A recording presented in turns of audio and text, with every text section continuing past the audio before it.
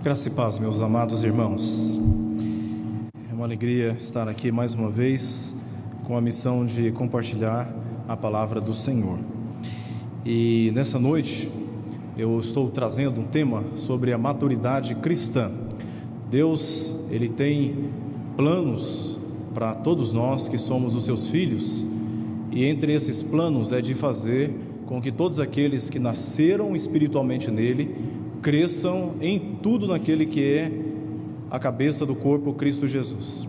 Assim como os nossos filhos nasceram um dia e estão em pleno desenvolvimento físico, Deus espera que todos nós em Cristo Jesus cresçamos também. E nesta noite eu estarei compartilhando com os irmãos esse tema sobre maturidade, baseando-me em Filipenses capítulo 2, versos 12 ao verso 16. Filipenses capítulo 2, leremos do verso 12 ao verso 16.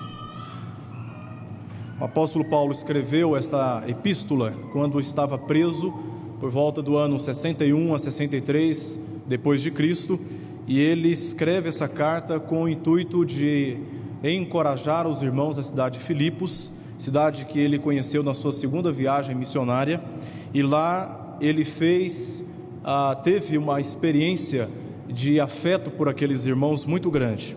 Esses irmãos, depois que conheceram o apóstolo Paulo, passaram a investir no seu ministério, e fez isso até quando ele estava também preso. E uma das tônicas desta epístola é a gratidão com a qual Paulo se dirige àqueles irmãos, e também a direcionar, orientar aqueles irmãos a buscarem a centralidade da pessoa e o poder de Cristo para a sua vida cotidiana. Leremos esses versos a partir do verso 12 do capítulo 2. Acompanhem comigo, por favor, a leitura. Assim, pois, amados meus, como sempre obedecestes, não só na minha presença, porém muito mais agora na minha ausência, desenvolvei a vossa salvação com temor e tremor. Porque Deus é quem efetua em vós tanto o querer como o realizar, segundo a sua boa vontade. Fazei tudo sem murmurações, nem contendas, para que vos torneis irrepreensíveis e sinceros, filhos de Deus inculpáveis no meio de uma geração pervertida e corrupta, na qual resplandeceis como luzeiros no mundo, preservando a palavra da vida, para que no dia de Cristo eu me glorie de que não corri em vão, nem me esforcei inutilmente. Eu gostaria de fazer uma pergunta aos irmãos. Paulo recomenda àqueles irmãos que desenvolvessem a sua salvação. Essa declaração do apóstolo Paulo não está falando sobre uma salvação que é alcançada mediante conhecimento, uma salvação que é alcançada mediante um esforço humano, como se a salvação fosse um objeto de recompensa do esforço humano. Paulo está tratando aqui a respeito da maturidade cristã, do desenvolvimento da nossa fé e as suas implicações para a nossa vida cotidiana. E a pergunta que eu gostaria de fazer aos irmãos é: o que te vem à mente quando essa palavra maturidade lhe é dita, quando essa palavra maturidade é ouvida? O que caracteriza a maturidade? Há em nosso contexto secular diversos conceitos acerca da maturidade. Um dos conceitos que nós temos a respeito da maturidade é a autonomia. Muitos pensam que quando eles saem da dependência dos seus pais, eles automaticamente estão se tornando pessoas maduras, porque eles já são capazes de conduzir as suas próprias vidas. Outros vão dizer que maturidade está relacionada com a formação acadêmica. Então os filhos ficam debaixo da tutela dos pais, e depois que eles concluem um curso superior, eles então já estão no estado de maturidade. É a partir daí então, segundo um desses conceitos seculares acerca de maturidade, é que o homem alcança sua maturidade. Outros vão dizer: não, maturidade tem a ver com casamento. Até quando você se casa, você é um menino, um adolescente, um jovem que ainda não sabe muito bem o que quer da vida. Mas a partir do momento que você se casa, então você passa a ter uma responsabilidade maior, e isso faz de você uma pessoa madura. Outros vão dizer que não basta casar para se sentir maduro, é preciso ter filhos. E quando se tem filhos, quando se tem uma família completamente constituída, então aí sim, essa pessoa é considerada uma pessoa madura. Por fim, este talvez seja um dos conceitos mais populares que nós temos acerca da maturidade. É quando nós chegamos na chamada, literalmente, melhor idade. Porque já se passaram diversas experiências. E depois de terem sido provados por cada uma dessas experiências, os idosos, os velhos ou anciãos adquirem uma sabedoria que faz deles alguém realmente muito madura. Uma pessoa madura, que sabe o que quer da vida, segura em si mesmo. Mas do ponto de vista bíblico, o conceito de maturidade não passa por esses critérios. O dicionário nosso, secular, diz que maturidade é um estado, condição no estágio adulto, condição de plenitude no saber ou habilidade adquirida. Também, período da vida compreendido entre a juventude e a velhice. Esse é o conceito secular que nós temos, conceito este que nós não negamos ser também um conceito que tem relação sim com o estado de maturidade, mas do ponto de vista bíblico, maturidade tem outro conceito, e é sobre esse conceito que eu gostaria de compartilhar com os irmãos nessa noite. O apóstolo Paulo faz a seguinte declaração no verso 12: assim pois. Quando ele começa esse texto dizendo assim pois, significa que ele está fazendo conexão.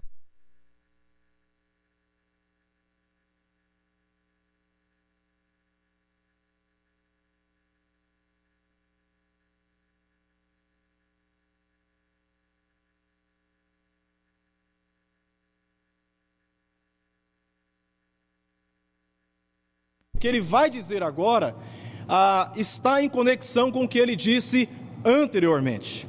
Ele disse, assim pois, e ele finaliza com esta afirmação: desenvolvei a vossa salvação.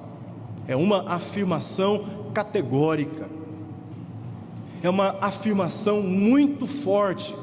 Desenvolvei a vossa salvação. O que Paulo está querendo dizer a partir desse momento?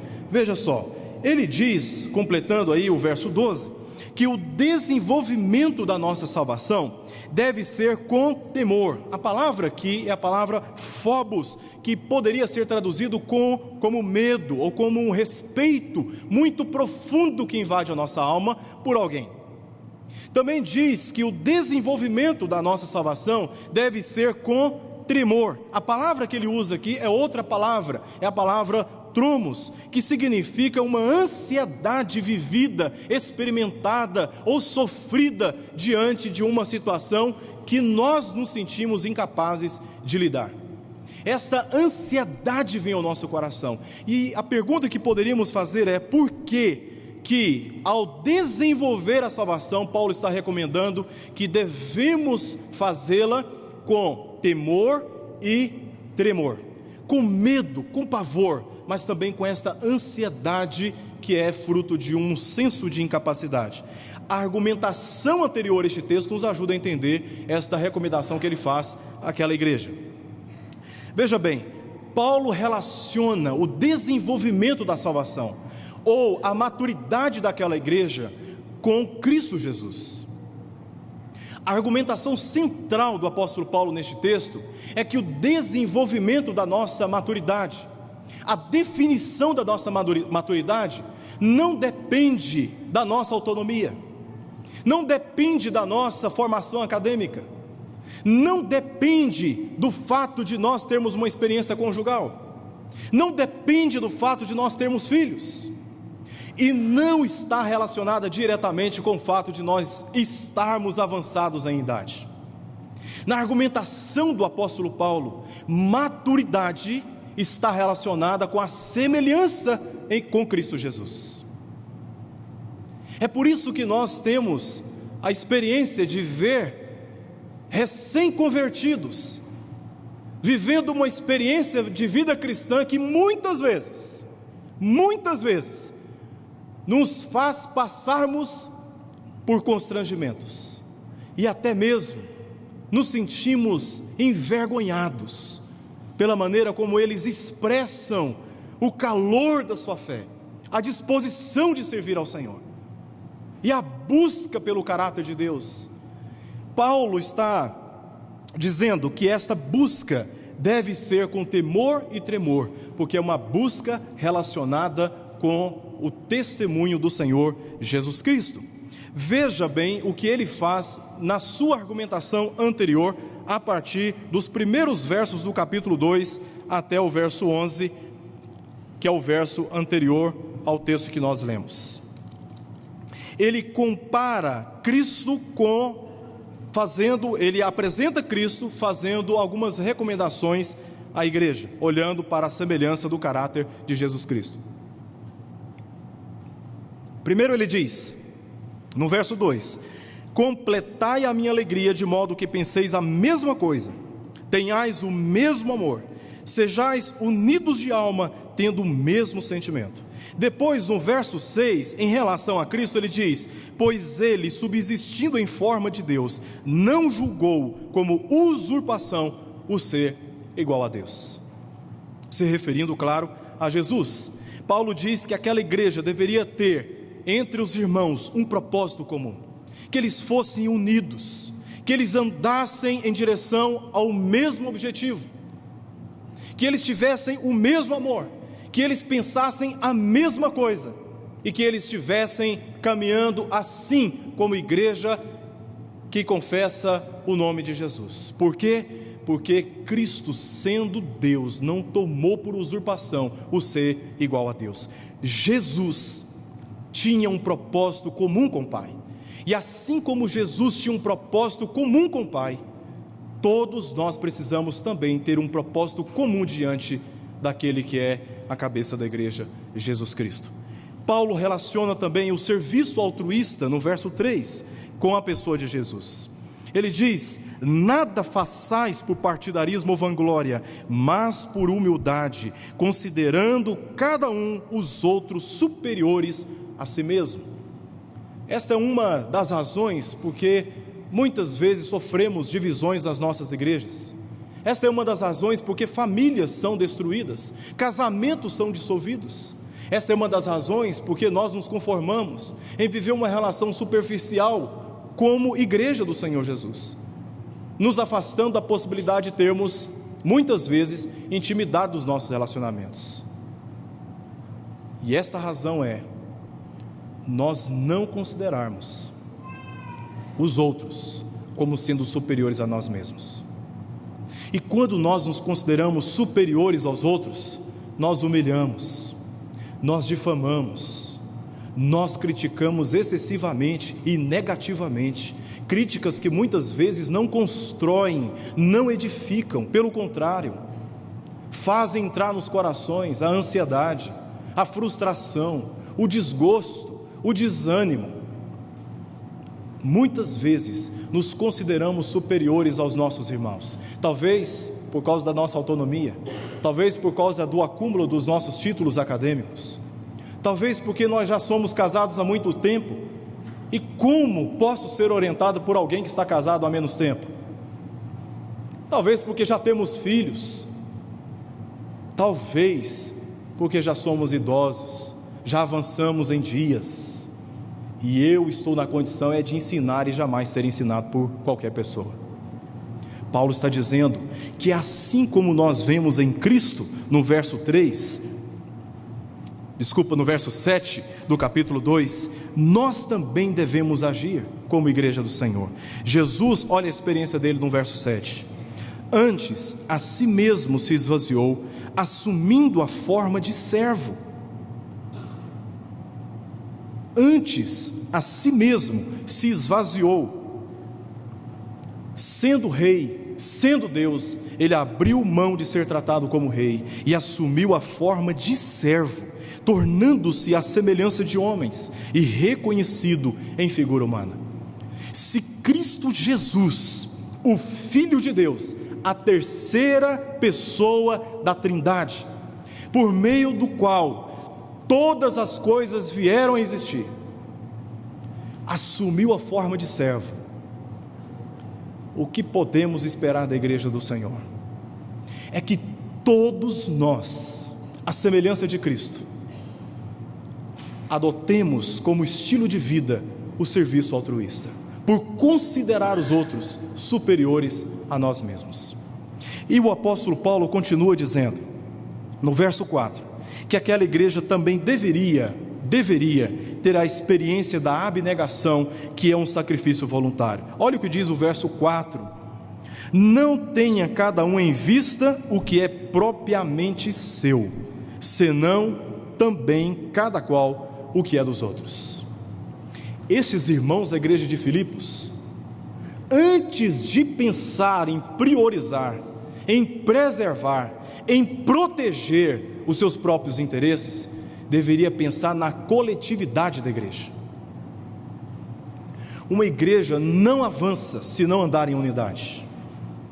Nenhum ministério vai para frente, nenhuma empresa vai para frente, se cada um, segundo as suas próprias opiniões, segundo os seus próprios conceitos e convicções, assumir para si uma direção independente da coletividade. Paulo está dizendo que, como igreja de Jesus, assim como famílias que nós somos, devemos, antes de considerar os nossos próprios interesses, verificar como os nossos interesses afetarão os interesses dos outros, e desta forma andarmos em acordo, em harmonia. É exatamente isto que ele está dizendo no verso 1 do capítulo 2.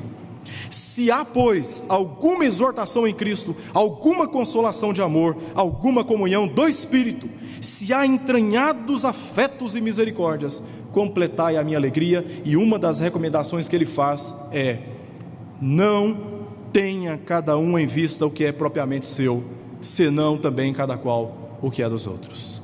E ele justifica essa recomendação, mais uma vez, olhando para a experiência de Jesus, aí no verso 8, não o verso 4, que está na projeção, mas no verso 8, quando ele diz: a si mesmo se humilhou, tornando-se obediente até a morte, e morte de cruz.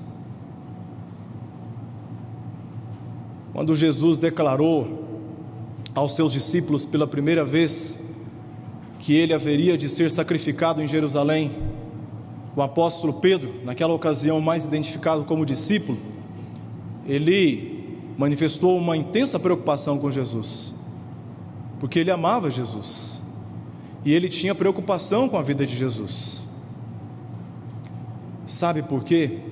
Porque ele não conseguia entender que a missão de Jesus era morrer e ressuscitar em favor da humanidade eleita na eternidade, pelo beneplácito de Deus. Ele não conseguia entender o porquê Jesus deveria passar por toda aquela humilhação e por todo aquele sacrifício dolorido que ele passou. A experiência de Jesus mostra que Jesus não teve em vista primeiro o seu próprio interesse. Ele era Deus, ele era Deus. Para Pedro era humilhante ver Jesus numa cruz, era humilhante ver o Filho de Deus sendo humilhado pelos romanos. E esse foi um dos motivos porque Pedro, na hora, no impulso, no ímpeto, ele recomendou: Senhor, poupa-te. E ele repreendeu um conceito que é satânico, ou seja, que é adversário, que é oposto, que é contrário à natureza do Messias.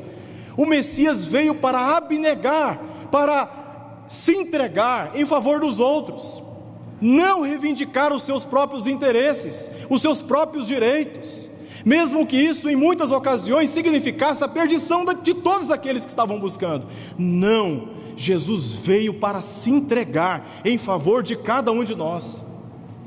E o apóstolo Paulo olha para esta humilhação de Jesus, humilhação calcada, fundamentada, pavimentada pela obediência ao Pai, obediência perseverante. Ele vai até a morte, e morte de cruz.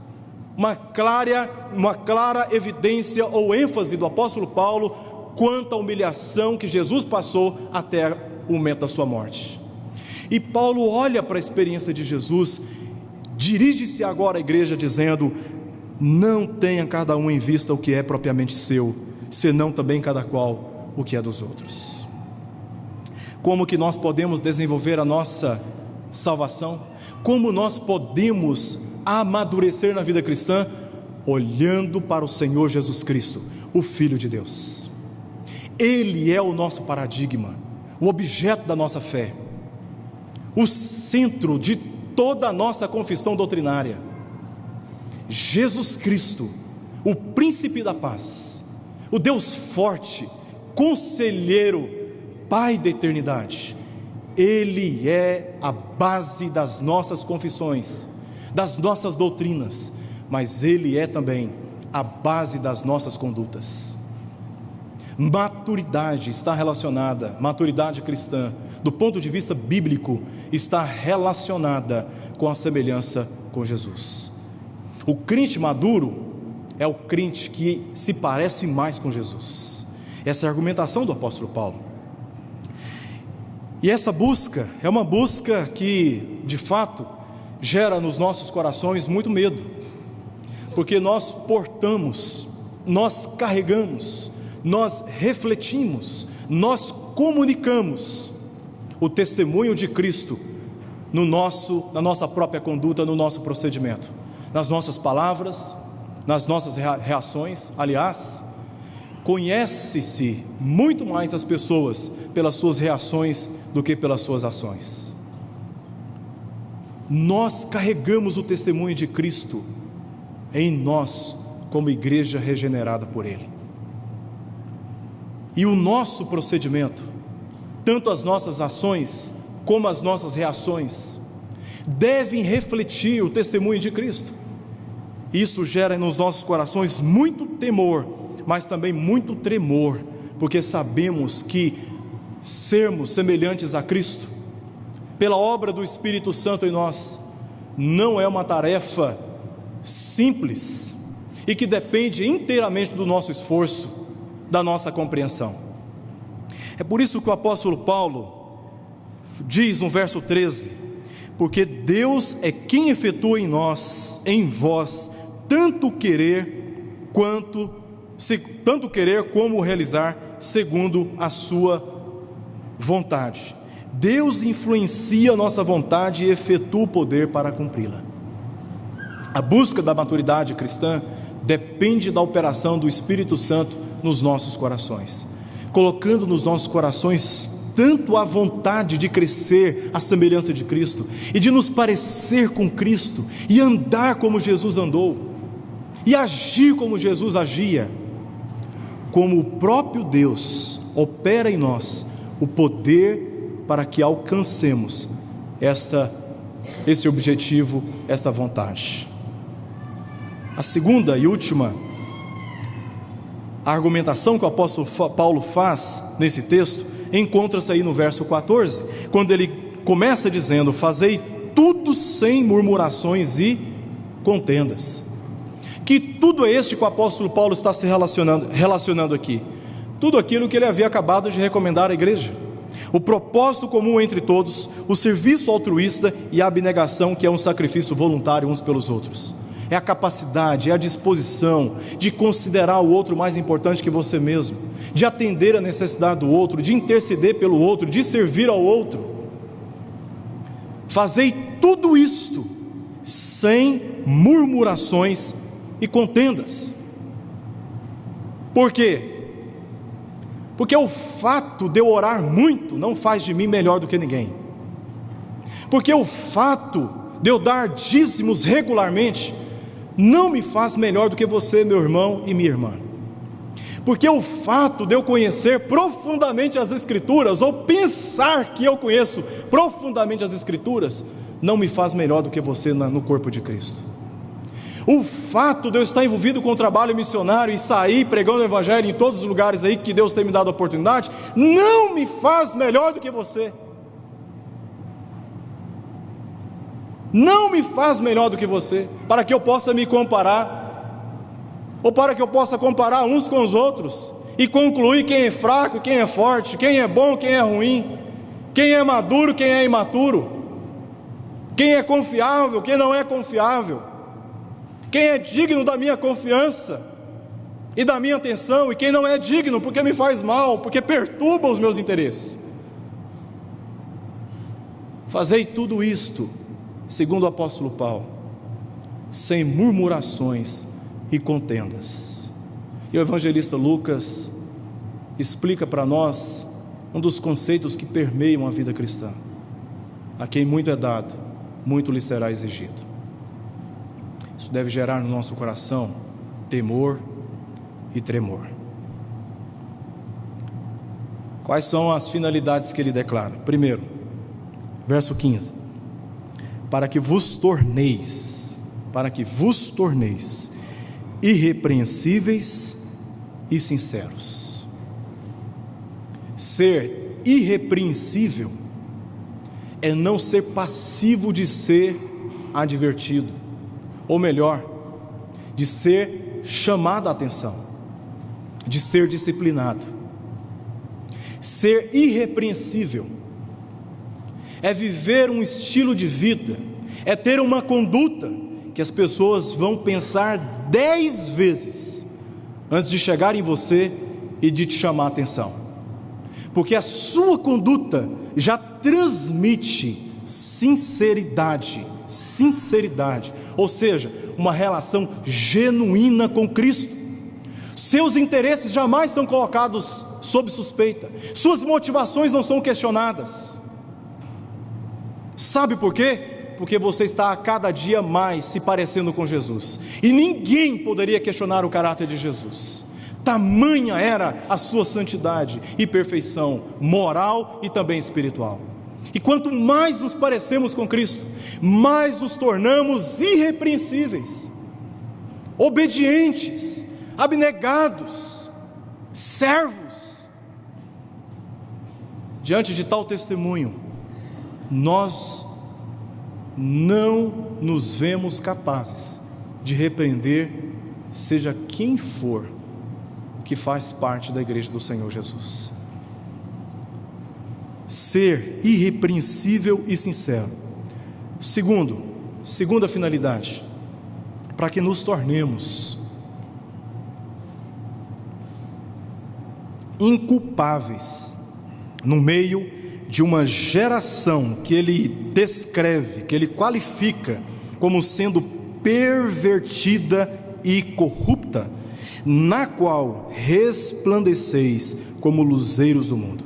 A segunda finalidade que o apóstolo Paulo declara nesse texto, e também um resultado natural de quem busca se parecer com Cristo, mais do que ao irmão, mais do que ao pregador, mais do que um professor, mais do que um artista, mais do que a igreja A ou B, mas que busca se parecer com Cristo Jesus, é que esse indivíduo, este irmão, este crente, ele será encontrado inculpável quando está todo mundo falando mal um do outro, quando está todo mundo pervertendo o testemunho do outro, quando está todo mundo armando ciladas, manipulando opiniões e corrompendo as relações.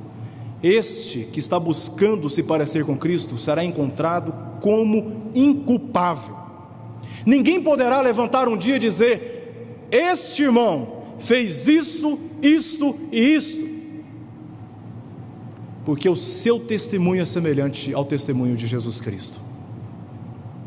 E se nós queremos saber como devemos nos proceder diante dessa vida, precisamos olhar para o testemunho de Jesus investigar a sua vida, suas reações, suas ações, como ele lidava com as opressões, como ele lidava com as críticas, como ele lidava com as oportunidades que ele tinha, o que se passava em seu coração e palavras quando ele encontrava pecadores e publicanos, como Jesus lidava com as necessidades dos outros.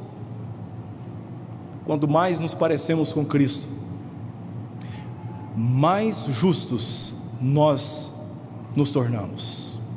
Mais justos nós nos tornamos. O mundo pode estar corrompido do tanto que for. O sistema filosófico do mundo pode estar corrompido tanto que for.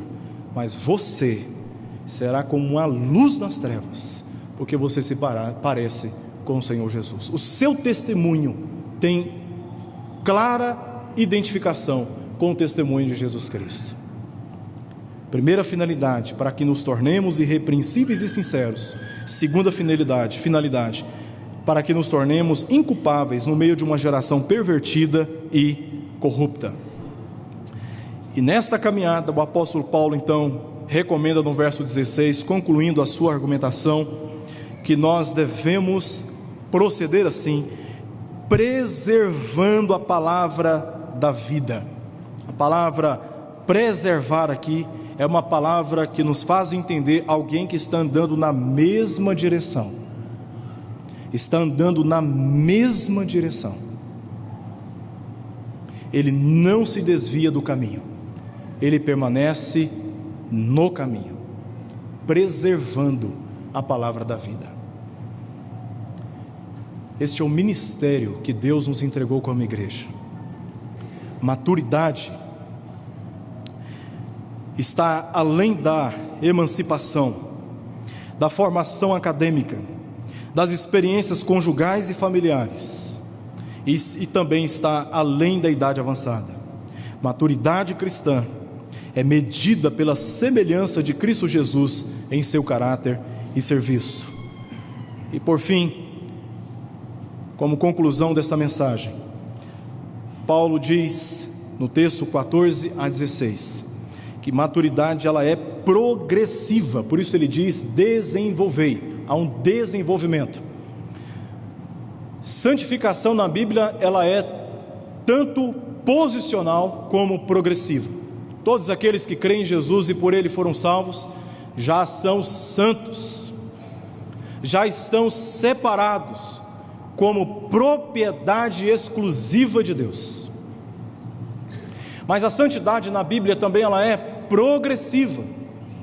Todos nós sabemos que a partir do momento da nossa conversão, obra total e eficazmente do Espírito que aplica o sacrifício de Jesus, os efeitos do sacrifício de Jesus em nossa própria vida, iniciam uma nova jornada de vida cristã, inicia uma nova caminhada na presença de Deus, porque santificação também é progressiva. Agora é o momento em que nós somos lapidados pelo Espírito Santo a nos abster de todas as formas de expressarmos, de sentirmos, de manifestarmos pecado na nossa própria vida. Desenvolver a salvação é um desafio que nós temos cotidianamente, não é uma experiência única em que nos relacionamos com Cristo e aí automaticamente já nos parecemos com Ele e já somos totalmente irrepreensíveis. Não, somos sim passivos à repreensão, somos sim passivos de correção, somos sim passivos de sermos reorientados pela palavra de Deus. Claro, porque nós estamos num processo de santificação. Nesse sentido, a santificação ela é também progressiva, e esta santificação, à medida que nós caminhamos, à medida que nós desenvolvemos a nossa salvação, à medida que nós nos amadurecemos na relação com Deus, inevitavelmente os nossos relacionamentos interpessoais serão afetados. Na mesma medida que eu tenho comunhão com Cristo, eu percebo o nível de relacionamento que eu tenho com as pessoas. Você quer perceber quem está mal com Deus?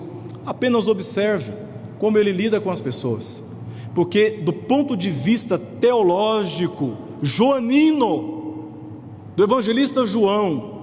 É impossível nessa lógica dizer amar a Deus a quem nós não vemos e não amarmos a Deus a quem nós não vemos e não amarmos aqueles que nós temos contato nos nossos relacionamentos. De modo que quanto mais eu amo a Deus, quanto mais tenho comunhão com Deus, quanto mais tenho respeito e consideração por Deus, inevitavelmente, do ponto de vista lógico e bíblico, os relacionamentos interpessoais sofrerão também os seus efeitos. Maturidade, do ponto de vista bíblico, tem a ver com a estatura do varão perfeito Jesus Cristo. É muito fácil nós compararmos a nossa igreja com as igrejas que existem na cidade e chegarmos à conclusão que nós estamos num patamar realmente privilegiado. É muito fácil eu me comparar com o meu irmão ou com a minha irmã, olhar para mim e dizer, eu até que não estou muito mal não, até que eu estou bem.